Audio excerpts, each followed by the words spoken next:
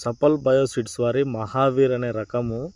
ఒక చెట్టు కాయలు చూడండి, కింది నుంచి చూపిస్తాను నేను. ఇప్పుడు ప్రజెంట్ అయితే మనము జూన్ 1వ తారీఖు అయితే ఈ వీడియో అయితే చేస్తున్నాము. చూసుకోండి రైతులందరూ కూడా చాలా జాగ్రత్తగా చూడండి. మనకు స్టెమ్ అనేది ఈ విధంగా ఉంది. ఈ విధంగా నుంచి కాయలు అయితే చూడండి మనకి ఏ విధంగా పట్టున్నాయో. స్టెప్ బై స్టెప్ మనకు కౌంట్ చేసుకున్నట్టయితే 1 2 3 4 5 6 7 8 9 10 11 12 13 14 15 16 17 18 19 చెట్టుకి వైపు చూసుకున్నట్టయితే 20 21 22 23 24 25 ఇంకా ఫ్లవరింగ్ ఉంది, బడ్డింగ్ ఉంది. 26 27 28 29 30 31 32 33 34 35 ఈ విధంగా అయితే చెట్టుకి మనం ఎటు చూసుకున్నా కూడా కాయలు అయితే ఈ విధంగా ఉన్నాయి, గమనించవచ్చు. ఈ చెట్టు అనేది కాదు, అలాగే మనం ఇక్కడ తోట మొత్తం చూసుకున్నట్టయితే ఎటు చూసుకున్నా కూడా మనకు కాయలు అయితే చిక్కదనంతో మనకు బాగా కనిపిస్తుంది. ఇది మరి దాదాపుగా మనం చూసుకున్నట్టయితే 5 అక్కిళ్ళు అయితే ఉండడం జరిగింది.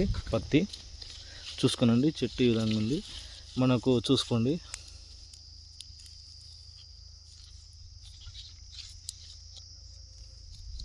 ఐదు అక్కిళ్ళు 1 2 3 4 5 ఈ విధంగా 5 బొగ్గలు అయితే ఉన్నాయి మనకు. ప్రస్తుతానికైతే మనం చూసుకోవచ్చు కాయ విధంగా ఉంది.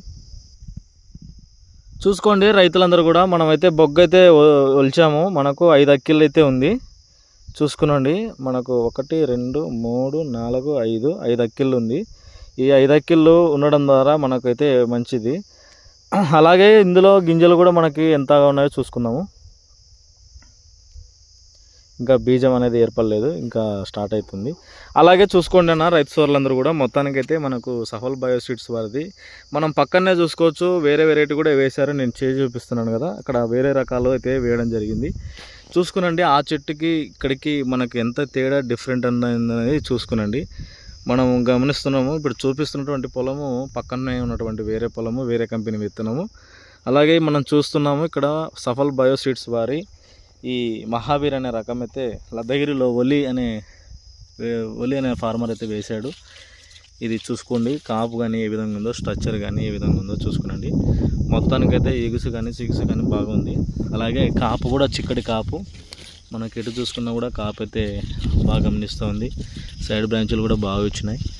ఈ సఫల్ బయోసీడ్స్ వారికి ధన్యవాదాలు.